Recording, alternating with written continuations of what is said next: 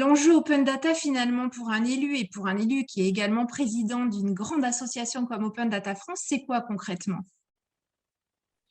D'abord, merci à toutes celles et tous ceux qui sont en ligne. Merci à vous pour l'animation. Et je salue Louise Vialard, qui est une éminente participante et militante du sujet de l'open data. Mais vous le verrez après dans ses propos.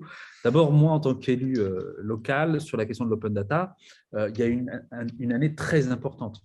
Vous évoquez à l'instant que la loi République numérique a rappelé, mais elle a surtout acté le fait que la question du numérique devait devenir non seulement un acte de développement économique, mais aussi un acte d'innovation sociale, au travers notamment de la data qui devait devenir transparente, revalorisée et permettre vraiment de faire du développement local en permettant aux citoyens de co-construire et de collaborer à faire le territoire de demain sur le secteur. Et c'était pour nous important que cette loi, qui date maintenant qui a été promulguée le 16 octobre 2016, si je ne m'abuse, que cette loi-là puisse être mise en valeur au travers du mois de la data. Et donc, l'élu local est ravi qu'on le rappelle, et surtout le président d'Open Data France est assez fier qu'on puisse organiser ce mois de la data au bout de 5 ans de mise en place de cette loi. D'abord, sur l'élu local que je suis, donc maire adjoint de Lille et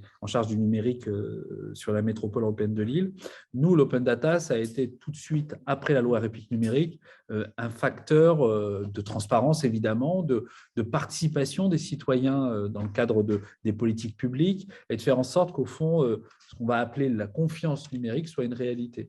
C'est-à-dire que globalement, aujourd'hui, le numérique, ça doit être un acte de développement et pas un acte de recroquevillement. Et donc, c'est pour ça qu'on a développé un certain nombre de projets. Je vais être assez court. Les projets qu'on avait lancés, c'est autour notamment de la prise en main de la data par les citoyens au travers de nos politiques de médiation numérique, mais c'est aussi le partenariat avec beaucoup de structures. Je pense à le travail qu'on a mené avec Atmo en mettant data, open data et intelligence artificielle pour permettre d'avoir des modèles de prédictibilité les plus efficaces possibles. Et aujourd'hui, Atmo utilise l'open data pour améliorer ces modèles de prédictibilité. Ça, c'est vraiment des actes importants sur nos territoires. Et ça, c'est essentiel. Sur Open Data France, le mois de la data, c'est aussi un acte de transparence publique. Il nous faut, j'ai envie de dire, documenter tout ce que peut être aujourd'hui l'open data dans les réussites de nos territoires. C'est un rôle de capitalisation au travers de ces webinaires, mais c'est aussi un rôle de collaboration. L'idée étant que interterritorial, on puisse créer des dynamiques qui soient utiles. On sort de séminaires, de réunions avec l'ensemble des membres de l'association, où on voit bien que l'enjeu maintenant, c'est de créer l'équipe de France de l'open data pour faire en sorte qu'on fasse diffuser le mieux possible les projets qui ont permis de faire de l'innovation sociale sur les territoires. Voilà un peu ce que j'avais envie de dire pour démarrer notre débat. En tout cas, je suis ravi d'être là. Je sais que ces webinaires sont utiles d'abord pour une entrée en matière sur le sujet de l'open data, mais c'est surtout aussi un acte, j'ai envie de dire, presque d'espoir pour faire du numérique une chance pour le lien social dans nos territoires. Merci Hakim.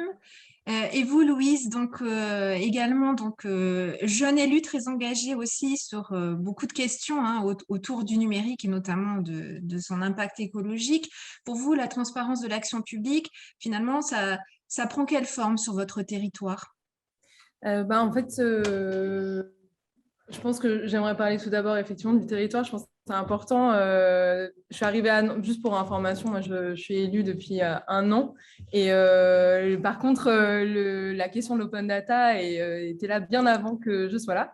Donc en fait, ça fait une dizaine d'années que la métropole de Nantes réfléchit bien au sujet de l'open data. Enfin, ça a commencé en fait sur une certaine maturité au niveau du numérique, donc par rapport je dirais au monde économique qui est présent sur le territoire. Et puis après, dans tout le dialogue citoyen qui est apparu, en fait, qui a été une injonction politique ces dernières années, on a vu apparaître toute la question, en fait, justement, de la transparence de la vie publique, des données, de l'open data, etc.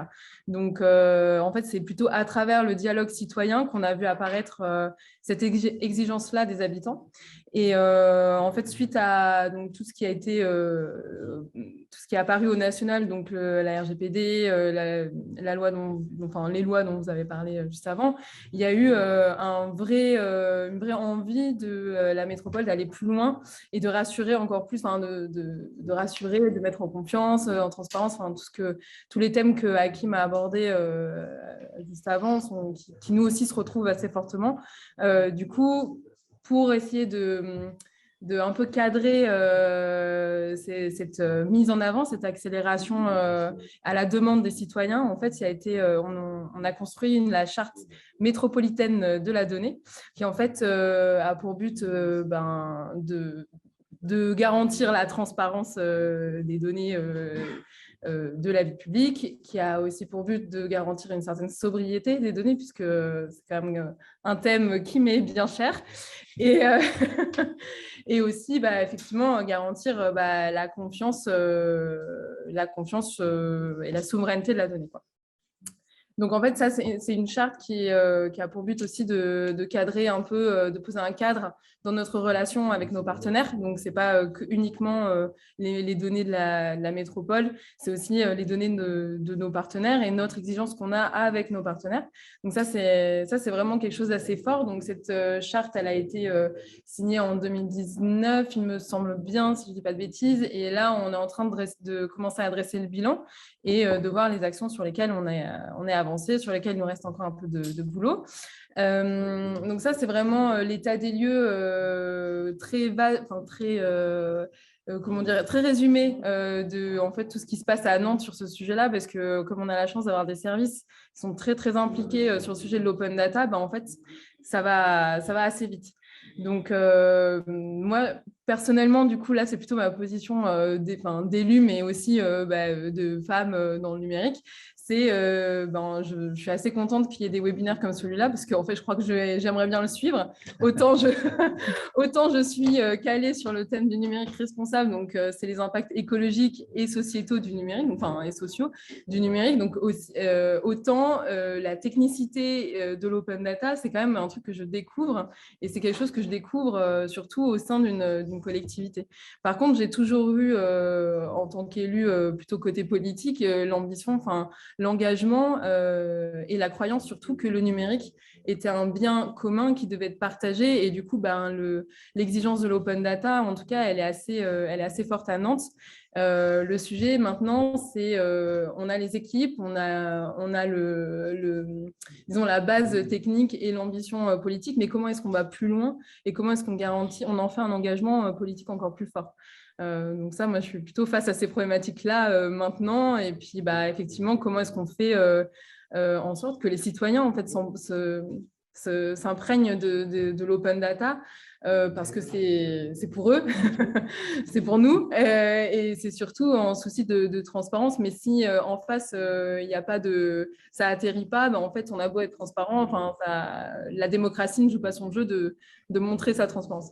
Donc, je pense que ça, c'est quand même un sujet super important. Et puis, effectivement, dans les services, même si on a des gens très calés sur ce sujet-là, il y a quand même la question de la transversalité et comment est-ce qu'en fait, on se transforme au sein des services pour justement assurer une politique interne de l'open data qui soit bien, quoi, qui soit plus horizontale. Ouais, plus horizontale. C'est effectivement très intéressant ce que vous dites, parce que la question de la donnée reste encore aujourd'hui malheureusement une question qui est une question d'experts, alors qu'on le voit bien, on fait un lien entre transparence de l'action publique, confiance et aussi compréhension des enjeux. De ce fait, y a-t-il pas pour vous, en tant qu'élu, un véritable enjeu de démocratisation de cette thématique? Et peut-être, est-ce que la démarche que vous avez menée à Nantes avec une charte sur la donnée qui avait pour but justement d'éclairer un peu le débat là-dessus, a eu un rôle important, impactant? Oui, oui, tout à fait. Je dirais que cette charte, pour le moment, elle est quand même très importante dans la relation qu'on a avec les partenaires et en interne.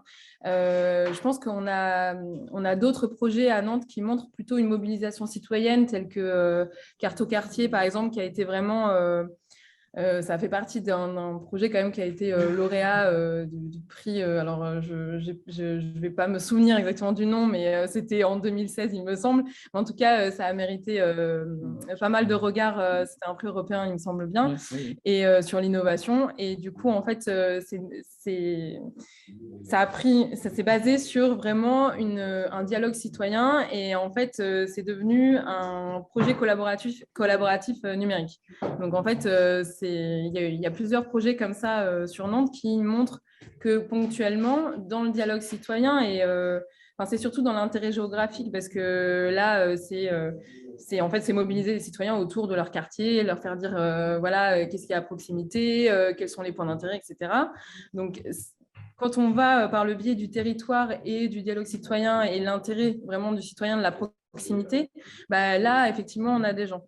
Par contre, c'est vrai que quand on va publier des tableaux Excel, enfin, c'est pas des tableaux Excel, mais en tout cas, voilà, du format de données tel quel, c'est plus compliqué. Et après, nous, on fait un réel effort de visualisation, enfin de data vis. Là, on a fait une expérimentation récemment sur la thématique du vélo. Donc ça, c'est pareil, c'est vraiment, je pense que ça aide les citoyens à se rendre compte. On en parlait tout à l'heure avec Hakim au sein d'Open Data France, c'est comment est-ce qu'on fait en sorte que les citoyens puissent comprendre l'open data.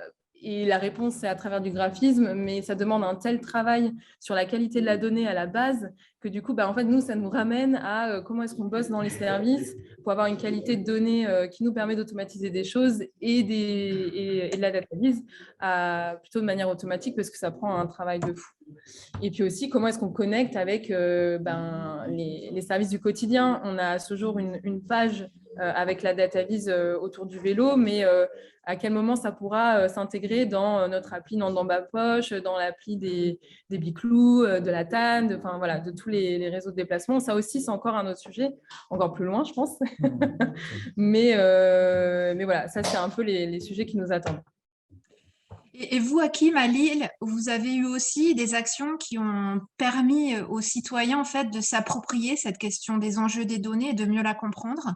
Alors, oui, comme partout, effectivement, on regarde ce que font nos collègues à Nantes, ce que font les uns et les autres, parce qu'effectivement, on est tous inscrits dans des associations de collectivités où les bonnes pratiques essaient de se diffuser.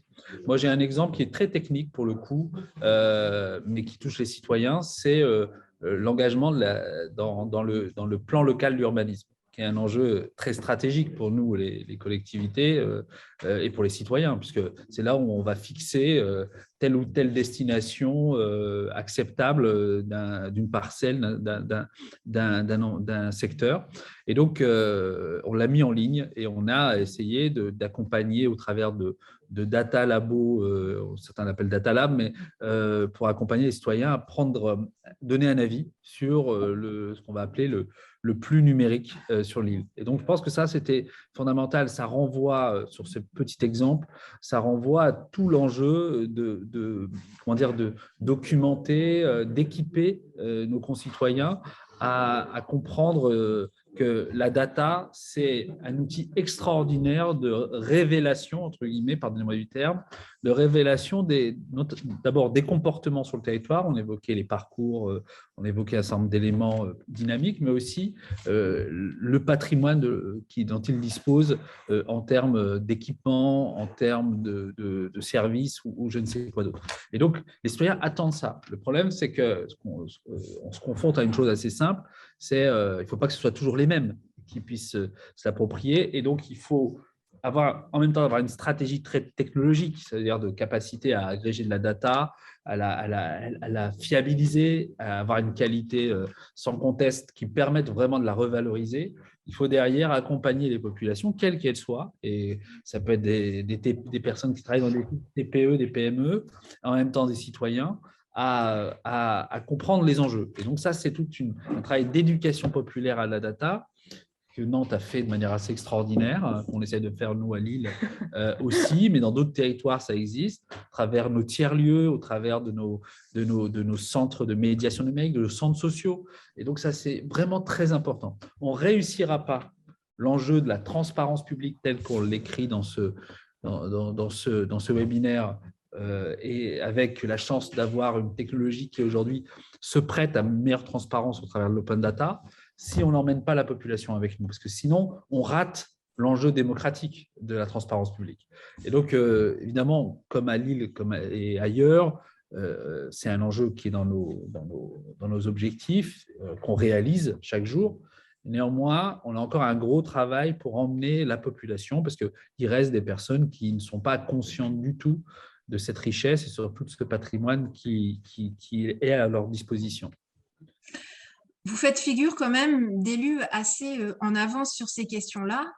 Donc, on a parlé d'éclairer la population sur ces questions-là. Est-ce qu'il faut aussi éclairer les élus? Est-ce que tous les élus ont bien conscience, en fait, de ce lien entre transparence, démocratie, confiance et ouverture des données dans la société numérique dans laquelle nous entrons désormais? Alors, je ne sais pas si vous parlez à Louise ou à moi. Je pense que vous parlez plutôt à Louise. Tous les deux. Non, mais alors, moi, je dirais d'abord, effectivement, si tous les élus étaient comme Louise, aussi consciente et d'ailleurs pertinente sur le sujet, ce serait effectivement plus facile. Et la contamination sur la compréhension de l'enjeu serait beaucoup plus facile. Néanmoins, évidemment, on a une diversité dans les élus, leur histoire, leur culture autour du numérique, et qu'il faut les accompagner aussi. On ne les accompagnera pas en faisant des injonctions au numérique. Ça n'existe pas, ça n'a jamais marché. Il y a beaucoup d'élus qui font un travail extraordinaire de proximité, mais qui n'utilisent pas le numérique pour réussir ces projets de proximité. Néanmoins, il faut expliquer que le numérique, c'est un levier complémentaire pour leur action territoriale, pour développer leur territoire, développer les dynamiques de collaboration entre les citoyens et le territoire, les élus ou les acteurs privés, et que ça demande effectivement de l'implémenter dans ces process publics de manière la plus efficace possible. C'est le job d'Open Data France, si je dis un mot, c'est le travail qu'on va faire au travers des projets qui sont devant nous cette année pour 2022, pour au maximum amener des outils à des élus qui parfois n'ont pas le back-office, n'ont pas la structure DSI ou chargé de mission Open Data dans leur commune, parce qu'on a une diversité dans les 35 000 communes de France qu'il faut comprendre. Et donc, c'est le job qui est le nôtre, de soutien en lien avec les associations de collectivités pour faire émerger cette compréhension et cette culture aussi. Louise, là-dessus. Louise, vous voulez compléter? Non, mais en fait, je pense que c'est une réelle question sur plusieurs aspects. Moi, j'ai un défaut, c'est que je n'ai pas l'habitude d'être élue et qu'en fait, j'ai plutôt l'habitude de, malgré ce que Hakim dit, mais j'ai plutôt l'habitude de devoir tout connaître dans le détail pour pouvoir en parler. Enfin, moi, c'est dans ma vie professionnelle, c'est un peu ce que je souhaite faire. Donc, du coup, c'est pour ça que l'open data, c'est un vrai challenge, parce que effectivement, j'aurais jamais la connaissance technique de mes services, et voilà, chacun son travail. Mais il y a un truc où je me dis, mais comment est-ce que je peux m'engager? Je peux en parler et porter un propos politique sans comprendre la technicité du sujet. Et là, c'est un vrai challenge, quoi. Donc, je pense qu'il y a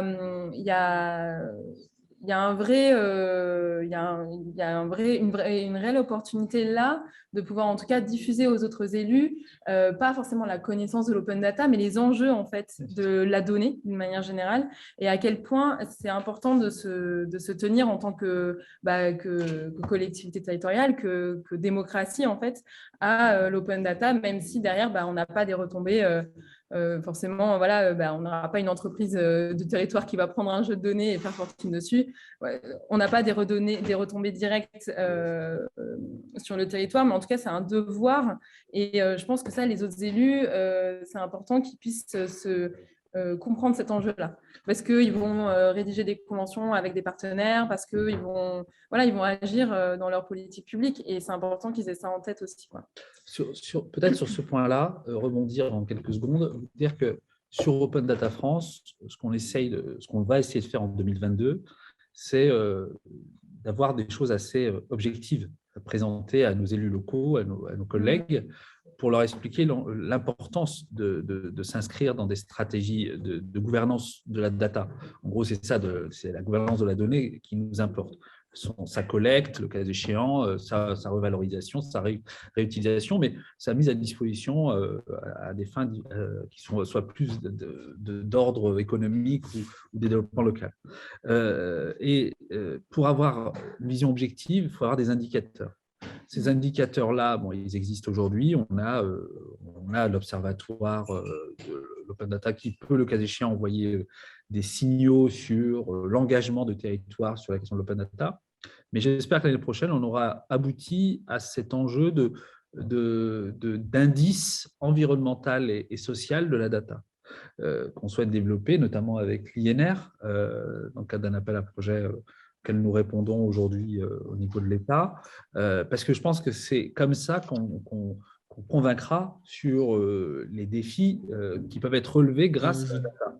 Mais en tout cas, concrètement, l'importance pour nous, c'est vraiment d'avoir des critères objectifs pour évoquer ce que peut permettre la data comme étant un levier de développement local. Et ça, c'est ce que Open Data France s'engage à mener pour 2022. Et au-delà de cet éclairage, on sait très bien que nos territoires ne sont pas égaux, qu'on peut avoir des grandes collectivités avec des moyens et des petites collectivités avec beaucoup moins de moyens. Et de ce fait, si on fait ce chaînage entre tout ce travail technique important de soute sur la montée en qualité pour l'ouverture des données qui, au final, servira à cette finalité supérieure de transparence de l'action publique et de confiance avec nos concitoyens, vous, en tant qu'élus, finalement, qu'est-ce qui vous anime en fait? Comment vous arrivez peut-être à créer du réseau, de la solidarité entre collectivités? Est-ce que c'est des sujets que vous avez défendus déjà dans vos mandats? Alors, si je devais dire un mot là-dessus, je pense que sur la data en général, et pas que l'open data, l'enjeu des stratégies territoriales de data, de la donnée et de la gouvernance de la donnée sont aujourd'hui des enjeux à mettre en œuvre rapidement. Pourquoi? Parce que la question du traitement, de la sécurisation, le sujet de l'intelligence qu'on doit ressortir de la data, parce qu'elle est au départ, pour pas mal de données pas très intelligentes, elles sont juste l'illustration de comportements, et donc il faut les mettre dans un tuyau qui permette de créer de la valeur, qu'elle soit sociale, environnementale ou même économique. Et donc, ça demande quand même de l'ingénierie, ça demande un travail particulier. Et donc, il faut, pour pouvoir répondre à ces enjeux, mutualiser des moyens, des ressources, soit des ressources humaines ou des moyens budgétaires. Et donc, il faut créer des plateformes territoriales de la data. Ça, j'en suis intimement convaincu depuis longtemps. J'étais même à une époque à défendre une nouvelle compétence au CGCT qui aurait pu être la compétence préparation de la donnée affectée à une collectivité ou à un tiers de confiance. Et donc, je pense que la mutualisation, elle ne doit pas être liée à la bonne volonté. C'est que si on veut être performant sur la question de la data, de l'open data, et qui permettent de créer de la valeur, de faire de meilleures collaborations, de la meilleure co-construction avec les citoyens parce qu'il y aura de la transparence, eh ben, il faut qu'on s'y engage assez rapidement. Ouais, moi, j'ai moins de bouteilles que toi sur le sujet. Moins vieille, c'est ça. Mais en tout cas, c'est… C'est un peu désagréable de dire qu'elle est beaucoup moins vieille que moi, ce qui est vrai d'ailleurs.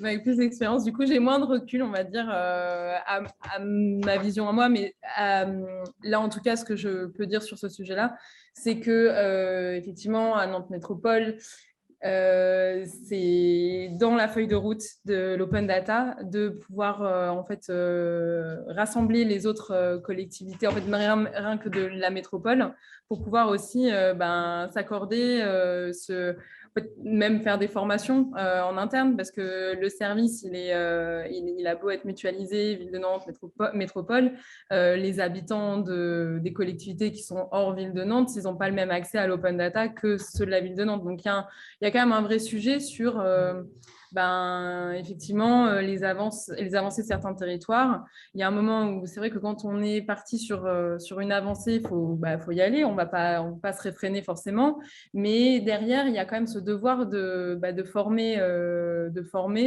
et de former les collectivités à ce qu'on sait, mais surtout de former les collectivités à dire ce qu'ils veulent, quoi. Donc, il y a un truc un peu... faut pas s'oublier en allant trop vite, même si c'est très excitant d'aller assez rapidement sur ces sujets-là. En tout cas, nous, c'est quand même quelque chose qu'on a en tête. Et puis, c'est vrai que Open Data France est encore plus fort, quoi. Oui. Non, mais c'est moins ancienne que moi dans le sujet, mais tu es tout aussi efficace, je pense, même si ce n'est pas plus.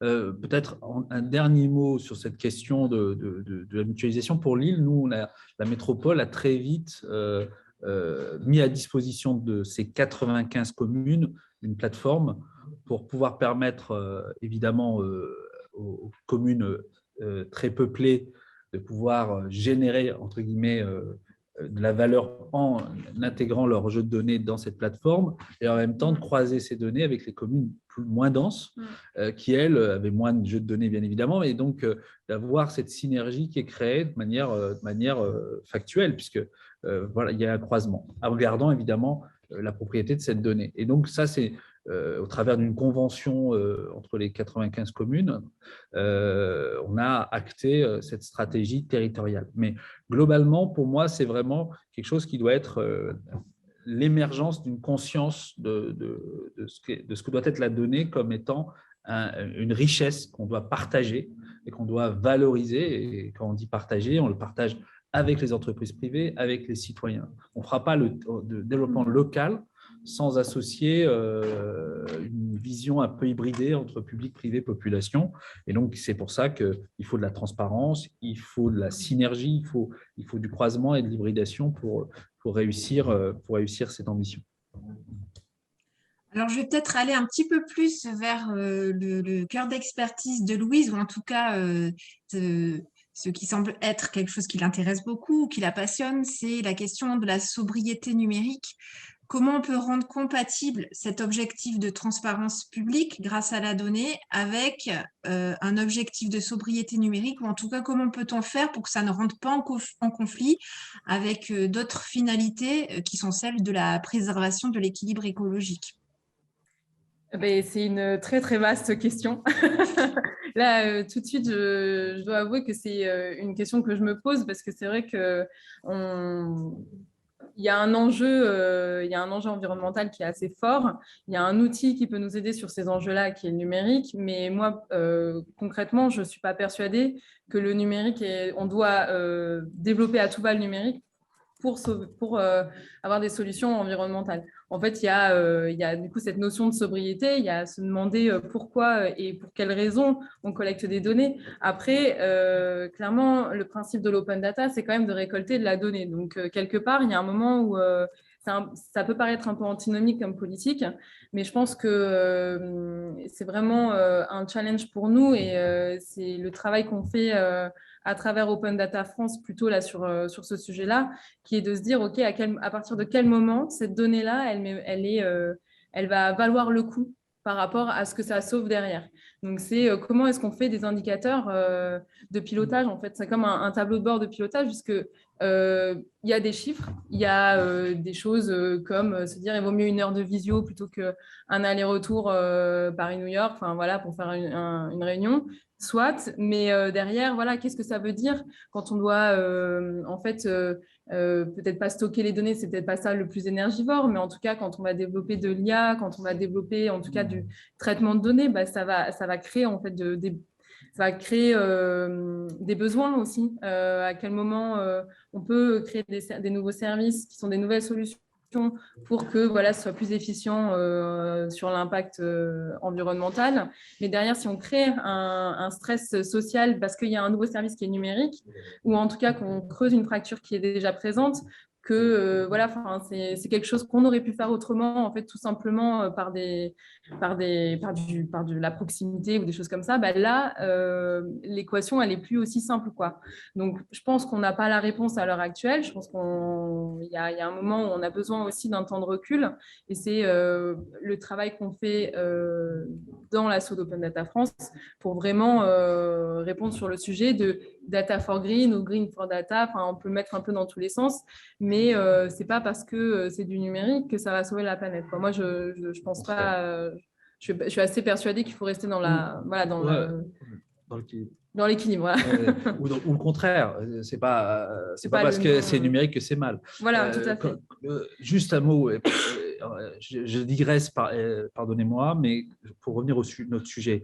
D'abord, 60% de l'impact numérique dans le GES, c'est la production, c'est la construction des matériels électroniques. 60 à 70%, ouais. Donc, c'est d'abord, c'est moins les usages, et on y viendra après, que la production. Et donc là, il y a un enjeu très fort. C'est moins le sujet d'Open Data France, bien évidemment, mais en tant qu'élu local, c'est des sujets qu'on regarde sur le réemploi, sur le reconditionnement, sur des sujets d'allonger au maximum la durée de vie des matériels pour éviter de renouveler les parcs. Ça, c'est la première chose. Et donc, ça, c'est important de se dire que sur la question des usages, 60% d'utilisation de la data aujourd'hui, c'est de la VOD.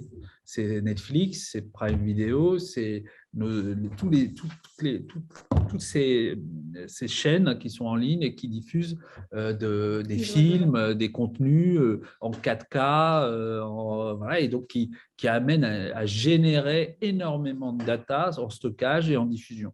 Et le reste, effectivement, c'est toute la data utilisée dans la vie quotidienne de nos entreprises, de nos collectivités et de nos citoyens. Donc, dans ces 40%-là, parce qu'il faudra qu'on parle des 60% un jour, mais ces 40%-là, il y a le sujet du stockage, très bien dit Louise, il y a le sujet du stockage sur lequel il faut travailler, être intelligent, faire de la proximité. Il y a les sujets, d'utilisation de manière raisonnée de la data, éviter de stocker n'importe quoi. Mais globalement, le numérique, ça peut être aussi une chance. C'est aussi la question du pilotage, tu l'as évoqué. C'est le sujet de cette capacité qu'on va faire du numérique d'anticiper. J'ai évoqué Atmo tout à l'heure. C'est les sujets du numérique qui vont nous permettre d'avancer sur des modèles qui soient optimisés, respectant le défi climatique qu'on évoquait précédemment. Et donc, il y a aussi cet enjeu du numérique dans le pilotage. Et donc, sur la sobriété numérique, il y a toujours un coût impact. Et moi, dans l'association, en 2022, c'est ce que on évoque beaucoup avec Louise dans l'association, il faut qu'on ait des critères très objectifs sur cette question de la sobriété numérique. On ne va pas se empêcher d'anticiper des crises autour de la qualité de l'air, parce qu'on aura voulu afficher qu'on avait réduit le coût en termes de data de tel ou tel service. Je pense qu'il y a toute une réflexion à avoir. Et pour arriver à ça, il faut encore une fois, qu'on explique aux citoyens ce que ça veut dire, le numérique. Et donc, quand je parle 60% de la data qui est utilisée sur le VOD, il faut se dire que 60% de cette data, il faut la réduire parce que ça ne sert à rien de regarder sur son téléphone des trucs en 4K. Par contre, la data elle peut être utile dès lors on la partage parce qu'on va connaître tel ou tel enjeu, travailler sur tel ou tel aménagement, et expliquer combien on a mis d'argent sur tel ou tel projet. Voilà, et ça, c'est important. Donc, je pense qu'il ne faut pas être manichéen dans notre approche de ce qu'est le numérique. Le numérique, il a, comme dans toute chose, plein de facettes et qu'il faut acculturer et instruire ce que sont les bonnes pratiques et donc les indicateurs en feront partie dans le cadre du travail d'Open Data France. Je pense que c'est vraiment essentiel. Je pense, pour rajouter effectivement, compléter ce qu'on vient de dire, c'est que moi, je suis honnêtement hyper fascinée et amoureuse du numérique et de l'Internet comme une matière un outil pour se connecter. Et, moi, j'étais tout dans tout ce truc un peu un peu hippie sur on va tous se connecter les uns les autres, c'est un truc hyper horizontal, etc. Bon, après, voilà, c'est pas la réalité du marché maintenant, mais en tout cas, moi, je suis, par exemple, hyper en colère quand Twitter choisit de mettre en fait ces images en 4K, quoi. Enfin, je comprends pas comment, on peut avoir la responsabilité quand on sait que Twitter, c'est quand même sur le téléphone, on va pas projeter les tweets sur un écran de cinéma, donc à partir de quel moment, voilà. Donc, il y a des sujets, effectivement, comme ça, qui sont de l'ordre de... On ne va pas arrêter d'envoyer des tweets. On va par contre se demander à quel moment on est passé d'une image de portable à un truc en hyper haute définition. Et je pense à la sobriété, parce que c'est aussi, en termes d'efficience, c'est quand même vachement important. À Nantes, par exemple, moi, il y a un truc qui me plaît beaucoup de ce qu'on a fait, c'est que dans le Wi-Fi à Nantes, le Wi-Fi public, on ne collecte aucune donnée. Donc, on n'a même pas besoin de rentrer son nom, son prénom, etc. Ça, c'est un choix politique. C'est un engagement de sobriété. Et ça, je trouve que c'est quand même très, très important. Je pense que c'est aussi important de réfléchir à comment est-ce qu'on mutualise les bases de données, les outils ensemble pour ne pas refaire 1000 fois la même chose. Donc, je pense que c'est aussi là qu'intervient la qualité aussi de la donnée. Comment est-ce qu'on a une qualité de la donnée qui est efficace et qui n'est pas un truc en fait, qu'on n'avait pas pensé qui est surdimensionné, par exemple, parce que c'est facile, parce qu'on a le matos pour. Donc voilà, moi, il y a tout ça qui se cache derrière la sobriété et la responsabilité. En fait, c'est pour moi, le numérique responsable, c'est on a une responsabilité et comment est-ce qu'on la prend en main en se disant, voilà, ça a ce coût, ça a cet impact. Est-ce qu'on peut le réduire? Est-ce qu'on peut pas le réduire? Est-ce que ça vaut le coup, etc. Ça, c'est des discussions que nous, on porte en tout cas. D'accord.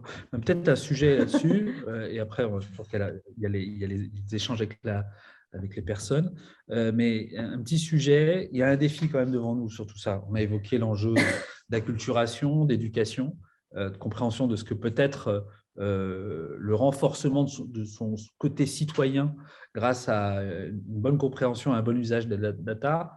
Et sur la transparence citoyenne, la transparence publique et la data, et l'open data a fortiori, il y a un enjeu devant nous. C'est quand même la question de l'automatisation. Aujourd'hui, la démarche aujourd'hui du numérique, c'est d'automatiser au maximum pour être plus efficace, être plus rapide dans le traitement des demandes, de répondre à telle ou telle sollicitation, telle requête d'un citoyen. Et donc, on implémente des couches d'IA, d'intelligence artificielle, de ci, de là, de plus en plus. On met des chatbots, comme on les appelle, pour nous répondre. Et on déshumanise de toute manière, voilà, sauf si on décide de doubler entre numérique et présentiel. Ce qui m'inquiète plus, c'est l'automatisation forcenée. C'est-à-dire que de plus en plus, on va avoir des algorithmes, et je pense que là-dessus, Louise pourrait dire un mot, qui vont d'une certaine manière chanter le rôle de l'humain qui apprécie tel ou tel sujet, telle ou telle question, et on va avoir l'automatisation. Et l'automatisation, là, c'est un danger concrètement, si on n'acculture pas les gens, si on ne les éduque pas, un danger de perte de pouvoir de la décision publique et donc, d'une certaine manière, de ce que nous ont confié les citoyens, c'est-à-dire de présider aux destinées du territoire, de leur vie quotidienne. Et donc, voilà, ça, c'est un enjeu qui est important. Il faut automatiser. On fait de l'IA. Demain, le quantique va augmenter encore la vitesse de calcul. On va faire des blockchains pour sécuriser, pourquoi pas, des projets de démocratie participative. Mais tout ça, ça automatise. Et donc, il faut d'autant plus armer les citoyens et les acteurs publics, privés, pour comprendre ce que ces enjeux, et évidemment, l'ouverture des algorithmes en est un acte très important.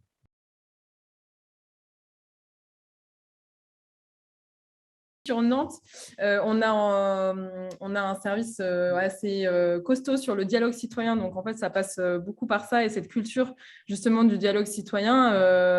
Quand je pense à, par exemple, Carte au quartier, ça a été approché par le biais de la proximité, de comment est-ce que les habitants peuvent s'exprimer sur leur quartier, etc. Donc, c'est un peu pris par des thématiques Et en fait, en interne, on a cette compétence de faire du dialogue citoyen qui est quand même assez forte. Donc, après, concrètement, comment à chaque fois ça s'est passé, je n'ai pas forcément la réponse, mais globalement, en interne à la collectivité, on a cette historique, en tout cas, ce passé et cette culture de faire de la consultation citoyenne, quoi.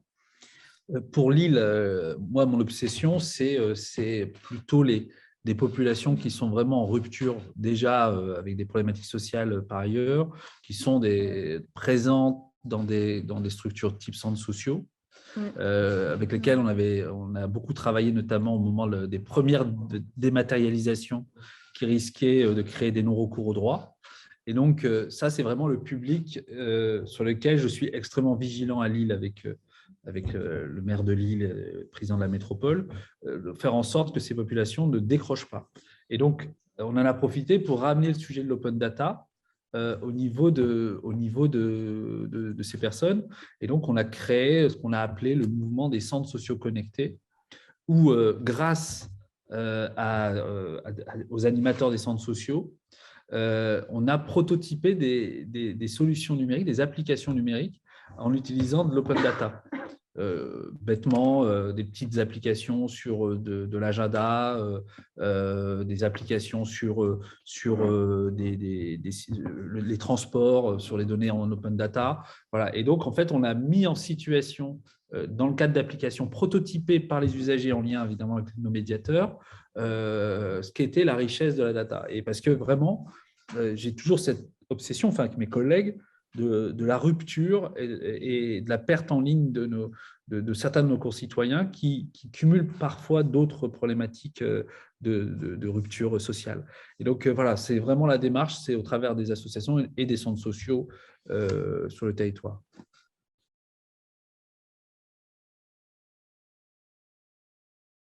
La question de l'open data est toute nouvelle en France. Le travail qui est le nôtre à Open Data France, Louise, on ne l'a pas dit, mais vice-présidente Open Data France, le travail qu'on fait à Open Data France, c'est de faire en sorte d'aller chercher tous les territoires, et ils sont très nombreux, qui ne sont pas rentrés dans une dynamique d'open data, pour des raisons totalement légitimes. Ce n'est pas qu'ils n'ont pas eu envie, c'est qu'ils parfois ils n'ont pas les moyens, que ça demande une énergie budgétaire, de ressources humaines. Tout à l'heure, un de mes collaborateurs à la métropole avait laissé son micro ouvert, mais ce monsieur, il existe. Et donc, tous les jours, il travaille sur la question de l'open data. Il y a d'autres collectivités qui n'en ont pas les moyens. Et donc, on a quand même une diversité de l'engagement dans l'open data. S'ajoute à ça une problématique assez simple, c'est que quand on a une plateforme open data, effectivement, une start-up va réussir à réutiliser, mais s'il n'y a pas un accompagnement d'un groupe de citoyens qui ont envie de réutiliser, c'est quand même très compliqué. Et donc, effectivement, il faut créer des mécanismes d'acculturation, presque, j'évoque souvent ce terme, d'éducation populaire, pour faire en sorte de les emmener. Alors, Axel Lemaire avait une très bonne idée dans la loi République numérique, c'était la création des data labs. Nous, à Lille, on va essayer il y a un beau projet qui s'appelle le Trinum, qui est un grand data lab à l'image de ce qu'est Geopulse en Autriche, pour faire de la data visualisation, parce que c'est la meilleure manière d'accompagner les gens dans la compréhension de l'usage, de la réutilisation de la data. Mais il y a un gros travail national. Enfin, l'association a comme chantier d'aller chercher quand même une immense majorité des territoires en France pour qu'ils entrent dans l'open data. Ça fait partie de la feuille de route d'Open Data France, de contribuer à cela? Ce n'est pas contribuer, c'est la mission qu'on se donne, pour laquelle c'est très… Et encore une fois, c'est pour des raisons légitimes. C'est pour ça qu'il faut créer des coalitions, des coordinations locales, parce qu'une commune de 200 habitants, de 100 habitants, elle n'est pas capable d'avoir un ETP, enfin une personne, un agent qui soit capable de gérer ce sujet. Ce n'est pas possible, donc il faut absolument mutualiser. Ouais. Et que cette mutualisation, elle n'existe pas partout en France et qu'il faut la générer, la susciter. Et je crois qu'avec l'État cette année, notamment… avec la DINUM et l'ANCT, on va lancer des projets qui visent à créer des plateformes territoriales de data et derrière accompagner ce qu'on va appeler la médiation autour des réemplois de l'usage de cette data pour créer de la valeur locale. Mais il y a un gros travail et effectivement, l'association, avec d'autres associations bien évidemment et d'autres acteurs, va prendre ce dossier avec force, quoi.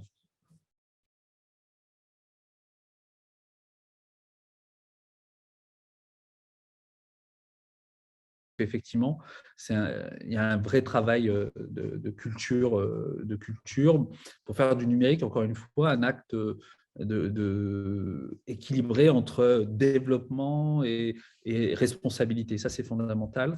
Je pense que c'est important, mais il faut toujours le rappeler. Moi j'ai le maire de Lille, à chaque conseil municipal, présente les nouveaux jeux de données qui arrivent. Parfois, ils sont un peu techniques, parfois, ils sont plus simple à présenter, mais c'est un acte fort, à mon sens, pour dire, voilà, ces données, elles sont dispo maintenant, utilisez-les, réutilisez-les. Voilà, et moi, je trouve ça important. Si tous les maires de France pouvaient avoir leur minute open data, ça permettrait sans aucun doute de mettre une dynamique assez extraordinaire.